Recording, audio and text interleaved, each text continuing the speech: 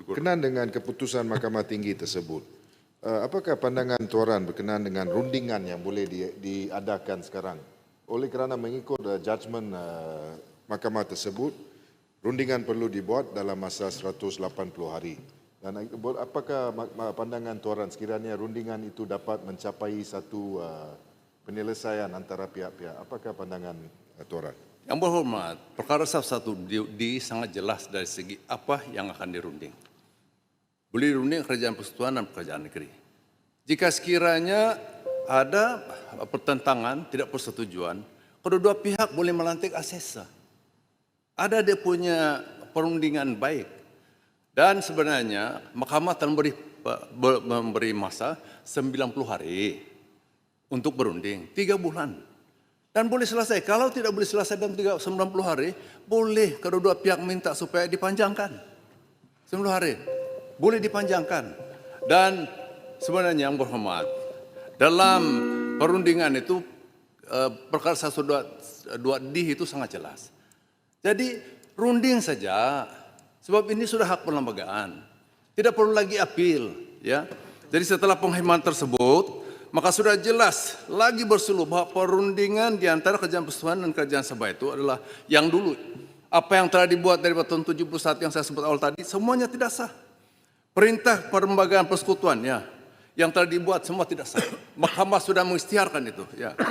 Jadi sebagai layman, saya bukan seorang peguam pun memahami dengan jelas bahwa perkara 112 section kurungan 1 kurungan E Section 2 kurungan 1 bahagian 4 judul 10/11 persekutuan yang menyatakan ya, dalam hal Sabah pemberian yang amountnya sama banyak setiap tahun dengan 2/5 ataupun 40% daripada amount yang hasil yang dapati oleh persekutuan dari Sabah itu melebihi hasil bersih yang akan dikutip semikian oleh persekutuan dalam tahun 1963 adalah asas kepada apa yang akan dirundingkan di bawah perkara 1D. Ini sangat-sangat jelas ya. Jadi berasaskan fakta tersebut, sangat jelas bahwa jelas lagi bersuluh bahwa sungguh tidak wajar pihak Kementerian Keuangan berkali-kali menggunakan naratif jumlah perbelanjaan persekutuan untuk menjalankan operasi kerajaan persekutuan di Sabah yang dikatakan berjumlah RM 17 bilion per tahun 2026 seperti membayar gaji kaki tangan, perbelanjaan mengurus untuk menafikan hak perlembagaan Sabah untuk menerima 40% daripada jumlah hasil pungutan persekutuan daripada Sabah. Begitu juga naratif mengatakan bahwa jumlah hasil pungutan persekutuan daripada Sabah hanya RM 10 bilion. Sedangkan perbelanjaan persekutuan di Sabah adalah RM 17 bilion. Tetapi pertanyaan kita di Dewan yang balik-balik kita tanya ialah,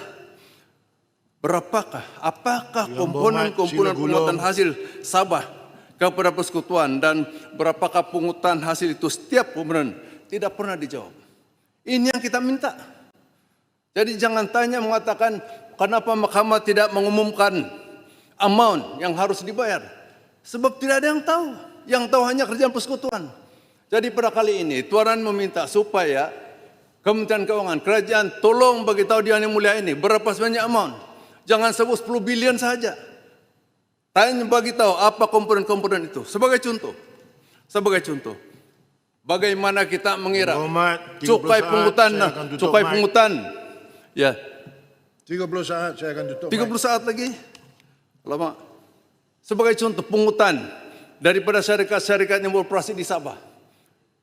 Dalam kelapa sawit. Beratus ribu, ya, keluasan kelapa sawit tapi beroperasi di Kuala Lumpur. Dan cukai dipungut di Kuala Lumpur, apakah itu sebagian daripada pungutan hasil? Pungutan hasil persekutuan. Dan begitu juga dengan royalti yang Petronas bagi kepada persekutuan. Sebanyak 1,3 bilion. Masa Ehsan 30 saat. 30 saat. Ehsan. Boleh bagi 1 minit kah?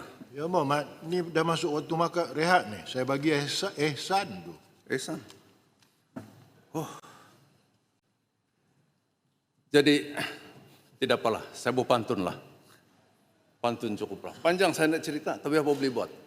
Ini pun salah satu juga. Dalam 5 minit kita berbahas perkara yang sangat penting. Pun tak boleh. Jadi kita bawa penting. Saya bawa pantun lah. Cukuplah janji jadi mainan.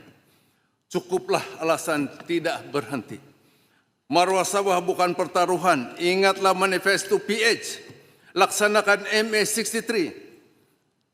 40% hak mutlak Sabah. Termaktub jelas dalam perlembagaan. Jangan dirayu keputusan mahkamah. Ingkar saja, rakyat bangkit menghukum kalian. Terima kasih. Hidup PN. Yang Berhormat Arau, Yang Berhormat akan berbahas selepas 2:30. Allahu Baik, Akbar. sekarang dah masuk rehat dah ni. Ni Sengsara. pun dah langgar 6 minit dah Ya, ya. kalau ikut. Sengsara lah tunggu ni. Baik.